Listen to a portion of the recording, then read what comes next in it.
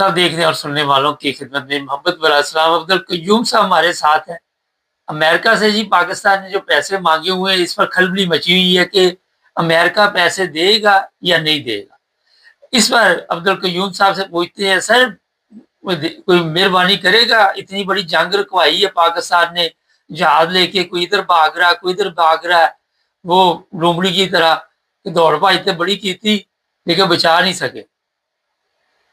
بالکل صحیح بات. مبارک صاحب اصل یہ ہے کہ یہ جو جفیہ ہمارا چڑھا رہے تھے نا چیف آف آرمی اسٹاف نے تو اپنی بیوی بچے جو ہیں وہ امریکہ کی نیشنلٹی لے کے دے دی ہے, اپنی بھی دے دی ہوگی شاید بتا نہیں رہا, لیکن یہ جو دوسرا تھا مبارک صاحب یہ خاص خبر یہ ہے کہ پاکستان ڈیفالٹ کر گیا ہے. یہ آج انٹرنیشنل میڈیا پہ ہے کہ پاکستان ڈیفالٹ کر گیا ہے, پاکستان کے پاس کچھ نہیں ہے. جو چائنیز نے ادھار دیا تھا انہوں نے پیسے مانگ لیے 28 بلین. اسی طرح باقی ملکوں نے بھی بولا کہ ہمارے پیسے واپس کرو, سعودیہ نے بھی بولا پیسے واپس کرو. انہوں نے $10 بلین پھر یونائٹڈ اسٹیٹ سے مانگے جو بالکل ان کو نہیں ملنے والے, کیونکہ ان کو بھی پتا ہے کہ یہ ہمارے ساتھ چاپلوسی کر رہے تھے. ان کے ایک منسٹر نے کل پرسوں بیان دیا تھا کہ ہم پاکستان کی چاپلوسی سمجھ رہے تھے کہ یہ جو اتنے چاپلوسی اور جفی چڑھا رہے ہیں کوئی مقصد ہے ان کا. اور اس سے تو ایران کے ساتھ ہماری جنگ چل رہی ہے, ایران تو جنگ ختم نہیں ہوئی. جو یہ ایران کے پاس جا رہے تھے, ایران کے کل جو پارلیمنٹ کے اسپیکر اس نے بیان دیا کہ ہم سمجھتے تھے کہ پاکستان جو کچھ یہ ڈپلومیسی کر رہے ہیں اس سے ہمیں کوئی فائدہ نہیں ہونے والا, کیونکہ جب ہمیں مار پڑی تھی تو پاکستان خاموش رہا, آج بھی ہمیں امریکہ مارتا جا رہا ہے بغیر قصور کے اور پاکستان خاموش ہے. یہ بات کل اس نے کی ہے کہ یہ جو خاموشی ہے یہ چاپلوسیاں تھیں, کیا تھیں, کس کے کہنے پہ ہمارے ساتھ ادھر ادھر کر رہے تھے, لیکن وہ کہتے ہیں کہ ہم بچے نہیں, ہمیں سب پتہ ہے. تو آپ یہاں سے اندازہ لگا سکتے ہیں کہ پاکستان کے یہ چاپلوس, یہ چیف آف آرمی اسٹاف جو فیلڈ مارشل بن کے دنیا میں ناچ رہا تھا, جہاز لے کے بیٹھا ہوا ہے, پاکستان ڈیفالٹ کر گیا, ادھر کس نے جہاز لے کے بیٹھے ہوئے ہیں, یہ کھا پی رہے ہیں. آپ دیکھیں کہ قطر میں ان کا پرانا وہ جو بادشاہ تھا یا صدر تھا یا جو بھی تھا خلیفہ تھا, وہ جب اس کی موت آئی گی جہاز لے کے پہنچ کے دونوں بھائی. آپ اندازہ لگے مقصد اس طرح کوئی دنیا کا صدر نہیں گیا وہاں پہ, یہ دونوں چاپلوس وہاں پہنچ گئے. کیونکہ جب ان کے خلاف عمران نے کیس بنائے تھے تو انہی قطر کے شہزادوں کے کچھ جعلی لیٹر انہوں نے پیش کیے تھے عدالتوں میں. تو جب جس قوم کے اوپر اس طرح کے کرپٹ ترین لوگ حاوی ہوں اور وہ پاکستان کی دولت کو لوٹ رہے ہوں, تو وہ یہ تو صاف ظاہر ہے کہ پاکستان جو ہے وہ ڈیفالٹ پہلے بھی ہو چکا تھا, آج ہو گیا اگر ظاہری طور پہ, تو یہ 78 سال سے ایکچولی ڈیفالٹ میں ہے. تو یہ اتنی بڑی بدنامی پاکستان کی اور امریکہ کے سامنے ابھی اوپنلی $10 بلین مانگنا میرے خیال میں یہ صاف ظاہر کر رہا ہے کہ امریکہ ان کو جوتے مارنے والا ہے. اچھا سر, ترکی بھی یہ صاحب چلے گئے تھے جب زلزلہ آیا تھا, وہ اپنی مصیبت میں پڑے ہوتے, یہ جہاز لے کے نکل جاتے ہیں, سوچتے سمجھتے نہیں ہیں, ان کو کوئی فرق نہیں پڑتا. امریکہ ہو, IMF ہو یا کوئی بھی ان کو قرضہ دیتا وہ پوچھتا نہیں کہ آپ تو یاشی پٹھے ہیں, سارے یاشی میں پڑے ہوئے ہیں, قوم جو ہے وہ بھوک افلاس سے مر رہی ہے, کوئی سوال نہیں کرتا ان سے. یہ ایک بڑا کوشچن ہے آپ نے جو بات کی مبارک سے, یہ زبردست کوشچن ہے. لیکن امریکہ جو کہتا ہے کہ جمہوریت کا باپ ہے, یعنی جمہوریت پوری دنیا کے لیے, جمہوریت کے لیے جناب وینزویلا کا صدر اٹھا لیا, فرانس کا اٹھا لیا, ادھر جمہوریت نہیں اس کو پابندیاں لگا دو, روس میں جمہوریت نہیں اس کو پابندیاں لگا دو, چائنا میں ہیومن رائٹس کے اوپر پابندیاں لگا دو. تو جب ان کو پتہ ہے کہ پاکستان میں جو ظلم ہو رہے ہیں, یعنی جمہوریت کے لیے ایک آدمی کھڑا ہوا تھا, اس کو اندر کر دیا ہے بغیر قصور کے, اور 3 سال سے وہاں پڑا ہوا ہے, لوگوں کے حقوق نہیں ہے, کوئی ہیومن رائٹس نہیں ہے. یہ نظر نہیں آ رہا امریکہ کو, نظر نہیں آ رہا امریکہ کو, یا کسی کو نظر نہیں آ رہا جو پیسے دے رہے کہ وہاں انسانی حقوق کا جنازہ نکل رہا ہے.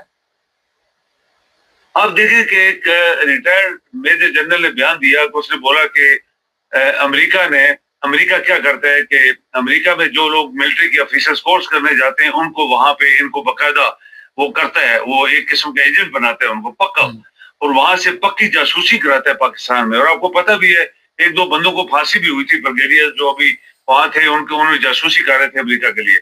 اس نے بولا کہ مجھے انہوں نے میسج بھیجا, میں عیسائی میں تھا, یہ اس کا میسج آیا, تو مجھے انہوں نے بولا دیکھو آپ اگر ہمارے لیے کام کرو گے تو ہم تمہاری بیوی بچوں کو پکے یہاں پہ پکی نیشنلٹی دے دیں گے, تمہیں بھی دے دیں گے, تو ہمیں تم سے کام لینا ہے. تو اس نے کہا, وہ کہتا ہے میرے کان کھڑے ہو گئے, اور میں نے کہا میں تو کبھی نہیں اپنے ملک کے ساتھ غداری کر سکتا.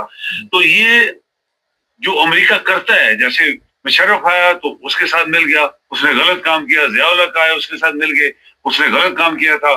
اس سے پہلے جتنے ڈکٹیٹرز تھے سارے ان کے ساتھ مل جاتے ہیں امریکی.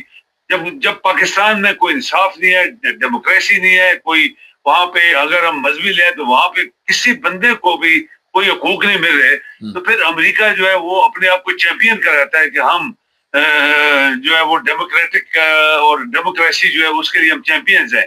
آج پاکستان میں آپ امریکہ کو پتہ ہے کہ یہ جو بندے یہ ٹھوسے گئے, ان سے مطلب تھا اس کا, شاید وہ چاہ رہا ہوگا کہ شاید یہ ایرانیوں کو ڈرا ڈرو دیں گے.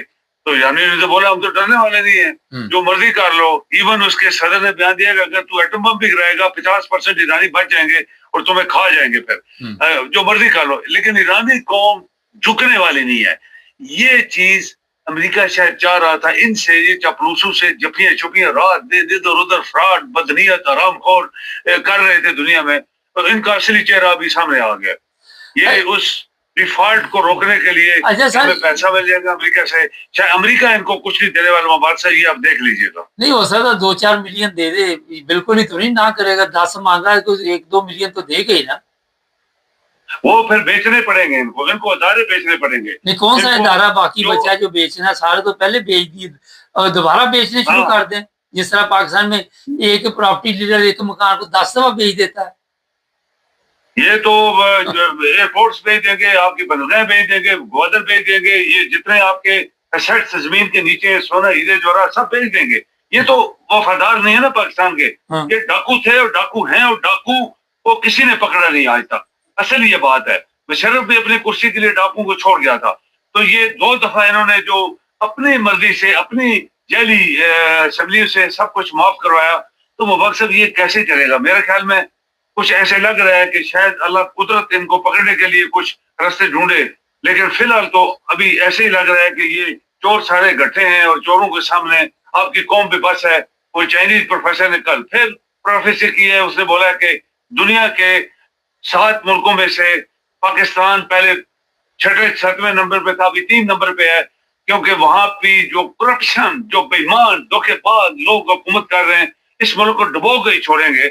وہ نیچے سے اوپر ان کی گریڈنگ کر رہا ہے. بہت شکریہ سر آپ کو. جی مہربانی. اچھا جی, یہ جو بات ہے نا کہ یہ ہم بیچ دیں گے, وہ بیچ دیں گے, کتنے دیر بیچیں گے؟ وہ چرسی والا حساب ہوگا ہمارا. تو چرسی کو کوئی جب چرس نہیں دیتا, وہ گھر کے برتن بیچ آتا ہے, ماں کا زیور بیچ آتا ہے, بہن کی چوڑیاں بیچ آتا ہے. اب یہاں کامرس میں ایک آدھا بندہ ایسا ہوگا اسی کیٹیگری کا, وہ لائک نہیں کرے گا پروگرام کو, کیونکہ اس کا بھی چولہا جو ہے اسی طرح چل رہا ہے. کب تک آپ لوگوں سے پیسے لے کے چل سکتے ہیں؟ اور جو دینے والے وہ بھی شرم, انہوں نے کبھی پوچھے نہیں کہ یہاں تو انسانی کو کا بیڑا گرک ہوا ہوا ہے, اس کے باوجود وہ دے رہے ہیں. کئی دفعہ ہوتا ہے کہ پیسے دیتے رہتے تاکہ بعد میں ان کو قابو میں کرتے ہیں, مگر بعد میں یہ ٹیمیں بدل جائے گی, عوام کے لیے مصیبت بنے گی. کل ہی میں دیکھ رہا تھا, وہ کہتا دوسرے ملکوں میں یورپ میں پیٹرول کی قیمت صرف ایک دفعہ آپ چینج کر سکتے ہیں, پاکستان میں کہتا ہر 10 منٹ بعد چینج ہوتی ہے, ہر 20 منٹ بعد, گھنٹے بعد, 2 گھنٹے, پتہ نہیں کب پیٹرول کی قیمتیں چینج ہوئی. تو جناب تکلیف دہ حالات ہیں. ہمارا کام ہوتا ہے کہ اس پر آپ کو اپڈیٹ رکھنا. چینل کو بارہ سبسکرائب کریں.